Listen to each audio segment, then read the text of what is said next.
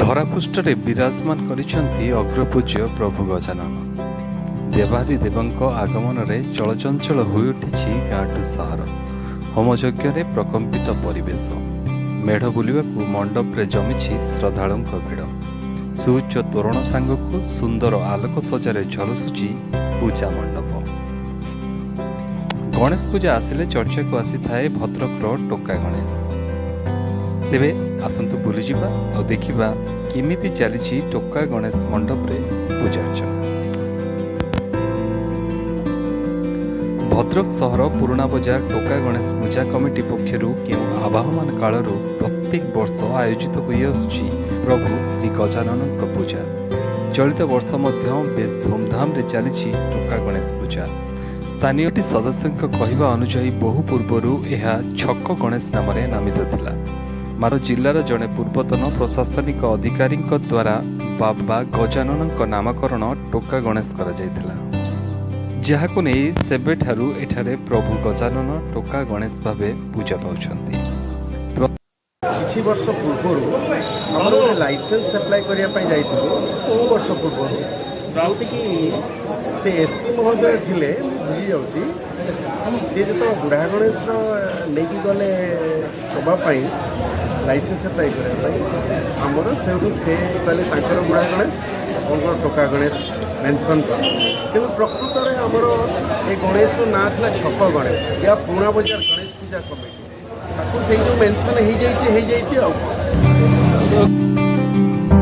ପ୍ରତିବର୍ଷ ପରି ଚଳିତ ବର୍ଷ ମଧ୍ୟ ଧୂପ ଦୀପ ଝୁଣା ଓ ନୈବେଦ୍ୟର ମୋହନୀୟ ମହକରେ ଆବିର୍ଭୂତ ହୋଇଛନ୍ତି ପ୍ରଭୁ ଟୋକା ଗଣେଶ। ସ୍ୱତନ୍ତ୍ର ସୁସଜ୍ଜିତ ଚାନ୍ଦି ମେଢ଼ରେ ବିରାଜମାନ ହୋଇଛନ୍ତି ବିଘ୍ନରାଜ। କମିଟି ସଦସ୍ୟଙ୍କ କହିବା ଅନୁଯାୟୀ ଭଦ୍ରକରେ ପ୍ରଥମ ଥର ପାଇଁ ଏଠାରେ ଆରମ୍ଭ ହୋଇଥିଲା ଚାନ୍ଦି ମେଢ଼ରେ ଗଣେଶ ପୂଜା, ଯାହାକୁ ନେଇ କେବଳ ଜିଲ୍ଲାରୁ ନୁହଁ ଜିଲ୍ଲା ବାହାରୁ ମଧ୍ୟ ପ୍ରଭୁ ଟୋକା ଗଣେଶଙ୍କ ଦର୍ଶନ ପାଇଁ 30 ଦିନ ଯାକ ଏଠାରେ ଶ୍ରଦ୍ଧାଳୁଙ୍କ ଭିଡ଼ ଜମିଥାଏ। 30 ଦିନ ପ୍ରଥମ ଇଏ ଭଦ୍ରକ ଜିଲ୍ଲାର ପ୍ରଥମ ଗୌରବ ହେଉଛି ଚାନ୍ଦି ମେଢ଼। ମେଢ଼ ଭିତରେ ପ୍ରଥମ ମେଢ଼ ଯାହାକି ଟୋକା ଗଣେଶର ଚାନ୍ଦି ମେଢ଼। ଏଇ ମେଢ଼ ଦେଖିବା ପାଇଁ ଏଥିପାଇଁ ଆଗ୍ରହ ହୁଅନ୍ତି। ବହୁ ଯେଉଁମାନେ ପୁରାତନ ଦର୍ଶକ ତ ଦେଖିଛନ୍ତି, ନୂତନ ଦର୍ଶକ ଦେଖିବା ଚାଲ ଟିକେ ଟୋକା ଗଣେଶର ଚାନ୍ଦି ମେଢ଼ଟା କେମିତି, ଗଣେଶ କେମିତି ହେଇଛନ୍ତି, ଏସବୁ ବିଷୟରେ ତାଙ୍କୁ ଟିକେ ମାନେ ଉତ୍ସାହ ଉଦ୍ଦୀପନା ସୃଷ୍ଟିରେ ସେମାନେ ଆସିକି ଦର୍ଶନ କରିକି ଯାଆନ୍ତି।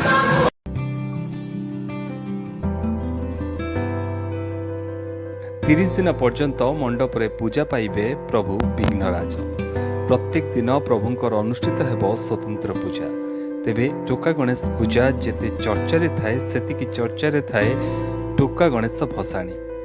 ରାଜ୍ୟ ଓ ରାଜ୍ୟ ବାହାରର ବିଭିନ୍ନ ପାରମ୍ପରିକ ବାଜା ଭସାଣିକୁ ବେଶ୍ ଆକୃଷ୍ଟ କରିଥାଏ, ଯାହାକୁ ଦେଖିବାକୁ ଜିଲ୍ଲା ତଥା ଜିଲ୍ଲା ବାହାରୁ ହଜାର ହଜାର ଦର୍ଶକ ଭିଡ଼ ଜମାଇଥାନ୍ତି।